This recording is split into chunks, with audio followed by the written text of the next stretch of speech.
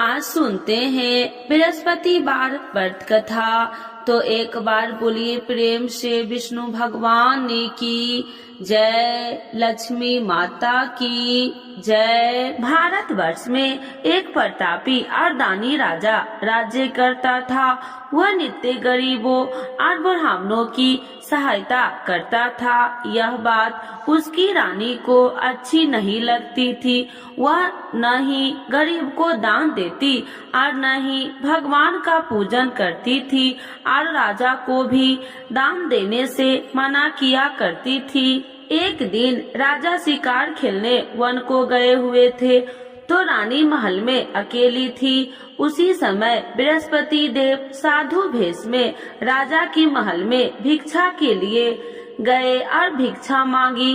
रानी ने भिक्षा देने से इनकार कर दिया और कहा, हे साधु महाराज, मैं तो दान पुण्य से तंग आ गई हूँ। मेरा पति सारा धन लुटाते रहते हैं। मेरी इच्छा है कि हमारा धन नष्ट हो जाए, फिर न रहेगा बांस, न बजेगी बांसुरी। साधु ने कहा, देवी तुम बड़ी विचित्र हो। धन संतान तो सभी चाहते हैं, पुत्र और लक्ष्मी तो पापी के घर भी होने चाहिए। यदि तुम्हारे पास अधिक धन है तो भूखे को भोजन दो, प्यासों के लिए प्याऊ बनाओ, मुसाफिरों के लिए धर्मशाले खुलवाओ।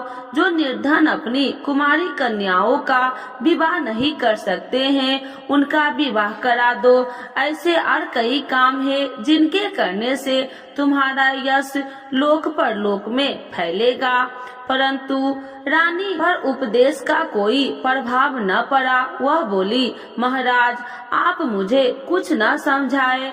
मैं ऐसा धन नहीं चाहती हूँ जो हर जगह बांटती फिरूं। साधु ने उत्तर दिया, यदि तुम्हारी ऐसी इच्छा है तो तथास्तु। तुम ऐसा करना कि बृहस्पतिवार को घर लीपकर पीली मिट्टी से अपना सिर धोकर स्नान करना, भट्ठी चढ़ाकर कपड़े धोना। ऐसा करने से आपका सारा धन नष्ट हो जाएगा।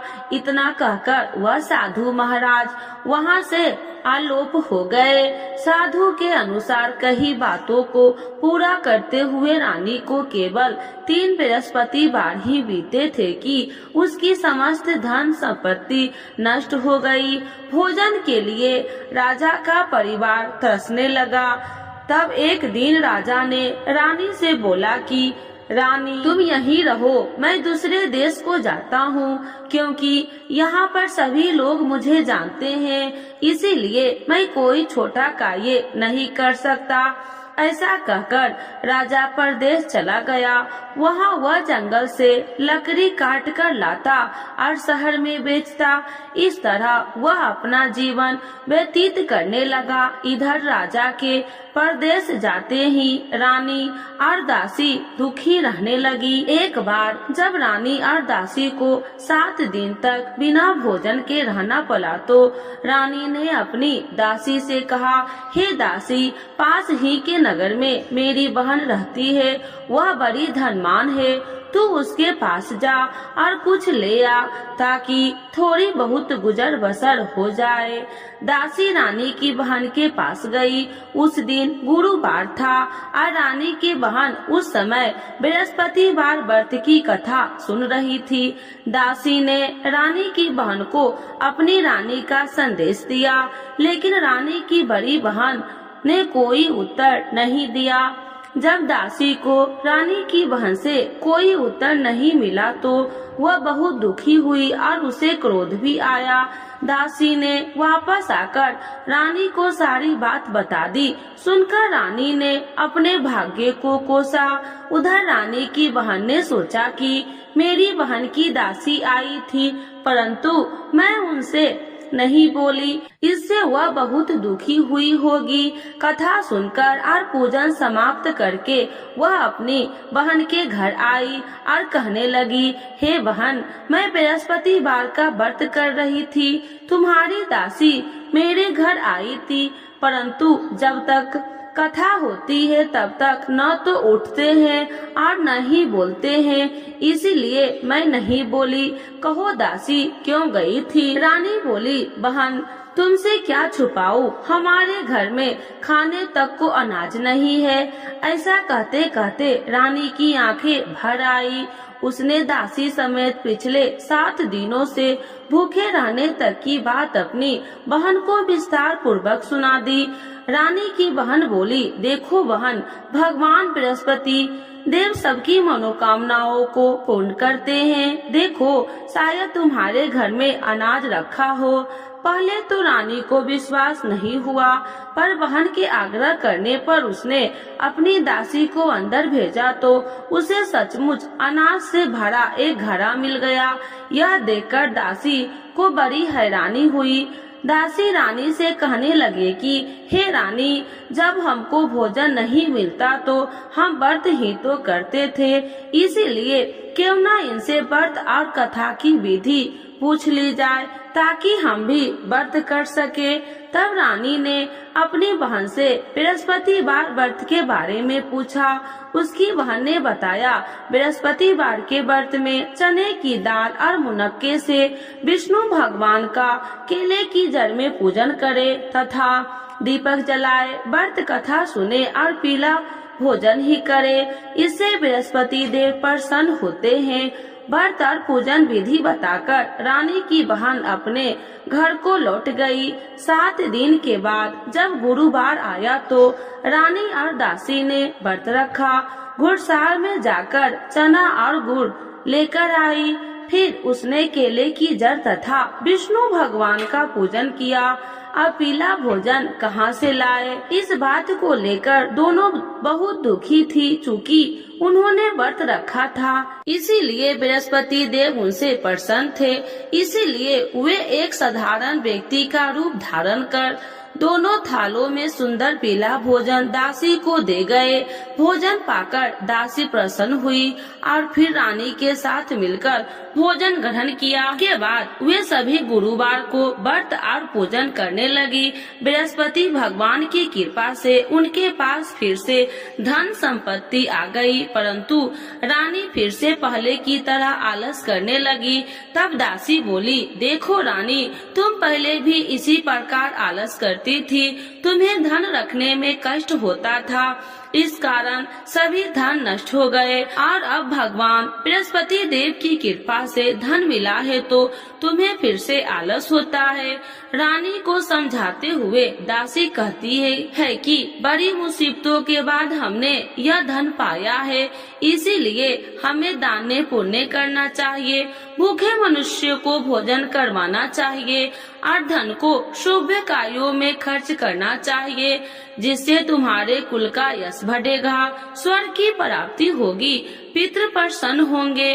दासी की बात मानकर रानी अपनी धन शुभ कार्यों में खर्च करने लगी, जिससे पूरे नगर में उसका यश फैलने लगा। एक दिन राजा दुखी होकर जंगल में एक पेड़ के नीचे आसन जमाकर बैठ गया। वह अपनी दशा को याद करके व्याकुल होने लगा। बृहस्पतिवार का दिन था। एकाएक उसने देखा कि निर्जल वन में एक साधु प्रकट हुए। वह साधु भेष में स्वयं बृहस्पति देवता थे। लकड़हारे के सामने आकर बोले, हे लकड़हारे, इस सुनसान जंगल में तू चिंता मग्न क्यों बैठा है? लकड़हारे ने दोनों हाथ जोड़कर प्रणाम किया और उत्तर दिया, महात्मा जी, आप सब कुछ जानते हैं, मैं क्या कहूँ। यह कहकर रोने लगा और साधु को अपनी आत्मिक कथा सुनाई। महात्मा जी ने कहा, तुम्हारी स्त्री ने बृहस्पतिवार के दिन बृहस्पति भगवान का निरादर किया है, जिसके कारण रुष्ट होकर उन्होंने तुम्हारी यह दशा कर दी है। अब तू चिंता को दूर करके मेरे कहने पर चलो तो तुम्हारे सब कष्ट दूर हो जाएंगे और भगवान पहले से भी अधिक संपत्ति देंगे। तुम बृहस्पतिवार के दिन कथा किया करो। 2 पैसों के चने मुनक्के लाकर उसका प्रसाद बनाओ और शुद्ध जल से लोटे में शक्कर मिलाकर अमृत तैयार करो। कथा के पश्चात अपने सारे परिवार और सुनने वाले प्रेमियों के अमृत व प्रसाद बांटकर आप भी ग्रहण करो। ऐसा करने से भगवान तुम्हारी सब मनोकामनाएं पूरी करेंगे। साधु के ऐसे वचन सुनकर लकड़हारा बोला, हे प्रभु, मुझे लकड़ी बेचकर इतना पैसा नहीं मिलता जिससे भोजन के उपरांत कुछ बचा सकूं। मैंने रात्रि में अपनी स्त्री को व्याकुल देखा है। मेरे पास कुछ भी नहीं जिससे मैं उसकी खबर मांगा सकूं। साधु ने कहा, हे लकड़हारे, तुम किसी बात की चिंता मत करो। बृहस्पतिवार के दिन तुम रोजाना की तरह लकड़ियां लेकर शहर को जाओ। तुमको रोज से 2 गुना धन प्राप्त होगा जिससे तुम भली भांति भोजन कर लोगे तथा बृहस्पति देव की पूजा का सामान भी आ जाएगा। इतना कहकर साधु अंतर ध्यान हो गए। धीरे धीरे समय व्यतीत होने पर फिर वही बृहस्पतिवार का दिन आया। लकड़हारा जंगल से लकड़ियां काटकर किसी शहर में बेचने गया। उसे उस दिन और दिन से अधिक पैसा मिला। राजा ने चना गुड़ आदि लाकर गुरुवार का व्रत किया। उस दिन से उसके सभी कलेश दूर हुए, परंतु जब दोबारा गुरुवार का दिन आया तो बृहस्पतिवार का व्रत करना भूल गया। इस कारण बृहस्पति देव भगवान नाराज हो गए। उस दिन उस नगर के राजा ने विशाल यज्ञ का आयोजन किया तथा शहर में यह घोषणा करा दी कि कोई भी मनुष्य अपने घर में भोजन न बनावे, न आग जलावे। समस्त जनता मेरे यहाँ भोजन करने आवे। इस आज्ञा को जो न मानेगा उसे फांसी की सजा दी जाएगी। इस तरह की घोषणा संपूर्ण नगर में करवा दी गई। राजा की आज्ञा अनुसार शहर के सभी लोग भोजन करने के लिए लकड़हारा कुछ देर से पहुँचा, इसीलिए राजा को उसको अपने साथ घर ले गए और ले जाकर भोजन करा रहे थे तो रानी की दृष्टि उस खूंटी पर पड़ी जिस पर उसका हार लटका हुआ था। वह वहाँ पर दिखाई नहीं दिया। रानी ने निश्चय किया कि मेरा हार इस मनुष्य ने चुरा लिया है। उसी समय सिपाहियों को बुलाकर उसको कारागार में डलवा दिया। जब लकड़हारा कारागार में पड़ गया और बहुत दुखी होकर विचार करने लगा कि न जाने कौन से पूर्व जन्म में कर्म से मुझे यह दुख प्राप्त हुआ है, और उसी समय साधु को याद करने लगा जो कि जंगल में मिला था। उस समय तत्काल बृहस्पति देव साधु के रूप में प्रकट हुए और उसकी दशा को देखकर कहने लगे, अरे मूर्ख, तूने बृहस्पति देव की कथा नहीं करी, इस कारण तुझे दुख प्राप्त हुआ है। अब चिंता मत कर। बृहस्पतिवार के दिन कारागार के दरवाजे पर 4 पैसे पड़े मिलेंगे। उनसे तू बृहस्पति देव की पूजा करना, तेरे सभी कष्ट दूर हो जाएंगे। बृहस्पतिवार के दिन उसे 4 पैसे मिले। लकड़हारे ने कथा कही। उसी रात्रि को बृहस्पति देव ने उस नगर के राजा को स्वप्न में कहा, हे राजा, तुमने जिस आदमी को कारागार में बंद कर दिया है वह निर्दोष है, वह राजा है, उसे छोड़ देना। रानी का हार उस खूंटी पर लटका है। अगर तू ऐसा नहीं करेगा तो मैं तेरे राज्य को नष्ट कर दूंगा। इस तरह रात्रि में स्वप्न को देखकर राजा प्रातः काल उठा और खूंटी पर हार देकर लकड़हारे को बुलाकर क्षमा मांगी तथा लकड़हारे को योग्य सुंदर वस्त्र आभूषण देकर विदा कर दिया। बृहस्पति देव की आज्ञा अनुसार लकड़हारा अपने नगर को चल दिया।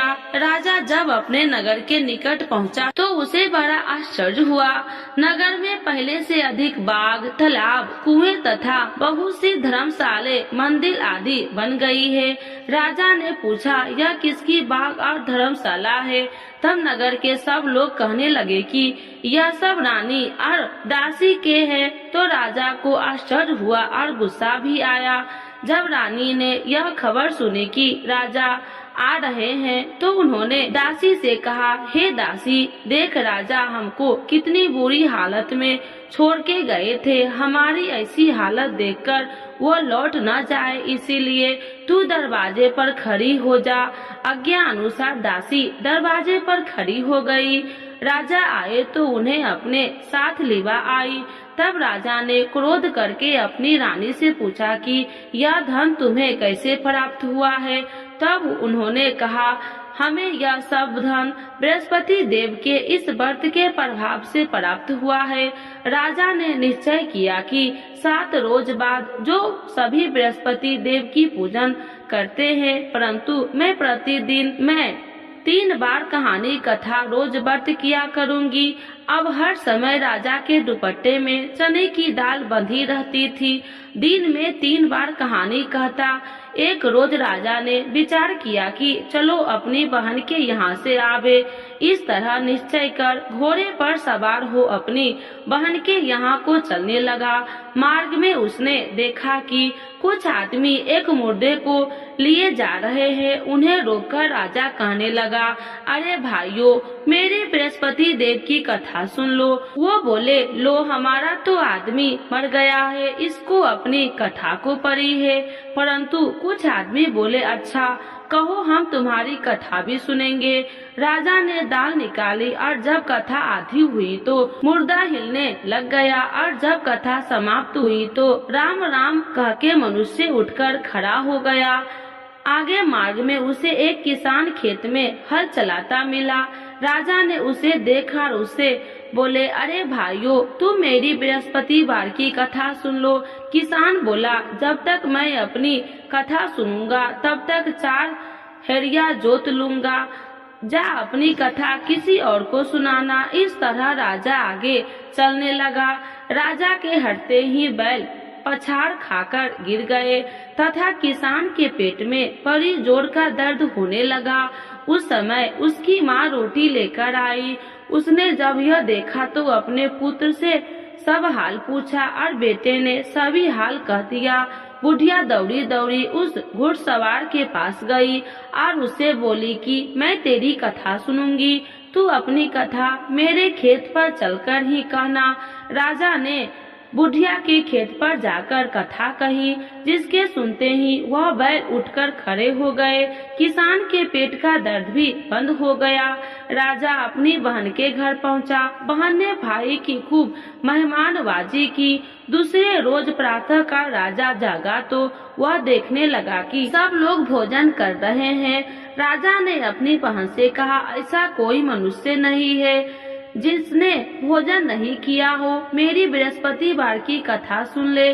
बहन बोली, भैया, यह देश ऐसा ही है कि पहले यहाँ लोग भोजन करते हैं, बाद में अन्य काम करते हैं। अगर कोई पड़ोस में हो तो देखाऊं। वह ऐसा कहकर देखने चली गई, परंतु उसे कोई ऐसा व्यक्ति नहीं मिला जिसे भोजन न किया हो। अतः वह एक कुम्हार के घर गई जिसका लड़का बीमार था। उसे मालूम हुआ कि उनके यहाँ 3 रोज से किसी ने भोजन नहीं किया है।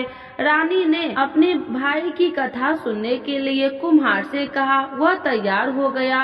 राजा ने जाकर बृहस्पतिवार की कथा कही, जिसको सुनकर उसका लड़का ठीक हो गया। अब तो राजा की प्रशंसा होने लगी। एक रोज राजा ने अपनी बहन से कहा कि हे बहन, हम अपने घर को जाएंगे, तुम भी तैयार हो जा। राजा की बहन ने अपनी सास से कहा। सास ने कहा कि हाँ चली जा, परंतु अपने लड़कों को मत ले जाना, क्योंकि तेरे भाई के कोई औलाद नहीं है। बहन ने अपने भाई से कहा, हे भैया, मैं तो चलूंगी, पर कोई बालक नहीं जाएगा। राजा बोला, जब कोई बालक नहीं चलेगा तब तुम ही क्या करोगी। बड़े दुखी मन से राजा अपने नगर को लौट आया। राजा ने अपनी रानी से कहा, हम निर्वंशी हैं, हमारा मुंह देखने का धर्म नहीं है और कुछ भोजन आदि नहीं किया। रानी बोली, हे प्रभु, बृहस्पति देव ने हमें सब कुछ दिया है, वह हमें औलाद अवश्य देंगे। उसी रात को बृहस्पति देव ने राजा से स्वप्न में कहा कि हे राजा, उठ, सभी सोच त्याग दे, तेरी रानी गर्भ से है। राजा की यह बात सुनकर बड़ी खुशी हुई। 9वें महीने में उसके गर्भ से एक सुंदर पुत्र पैदा हुआ। तब राजा बोली, हे रानी, स्त्री बिना भोजन के रह सकती है, पर बिना कहे नहीं रह सकती। जब मेरी बहन आवे तो तुम उससे कुछ कहना मत। रानी ने सुनकर हाँ कर दी। जब रानी की बहन ने यह शुभ समाचार सुना तो बहुत खुश हुई तथा बधाई लेकर अपने भाई की यहाँ आई। तभी रानी ने कहा, घोड़ा चढ़कर तो नहीं आई, गधा चढ़कर आई।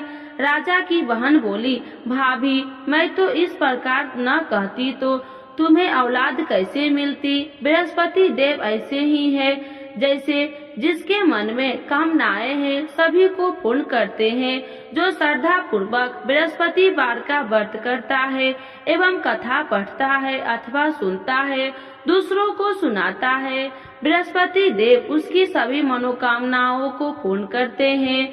तो एक बार बोलिए प्रेम से, विष्णु भगवान की जय, लक्ष्मी माता की जय। आरती श्री बृहस्पति देव की। ओम जय बृहस्पति देवा, जय बृहस्पति देवा, छिन छिन भोग लगाऊं कदली फल मेवा।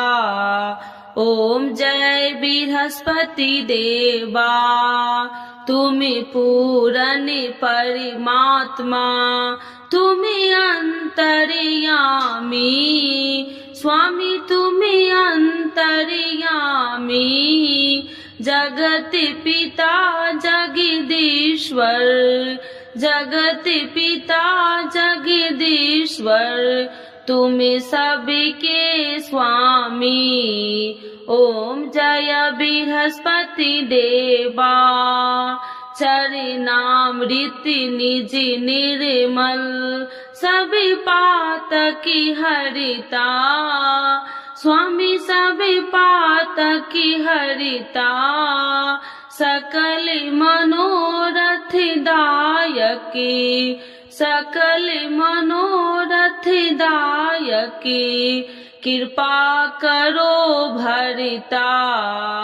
ओम जय बृहस्पति देवा, तन मन धन अर्पण कर, जो जन शरण पड़े, स्वामी जो जन शरण पड़े, प्रभु प्रकट तब होकर, प्रभु प्रकट तब होकर, आकर द्वार खरे।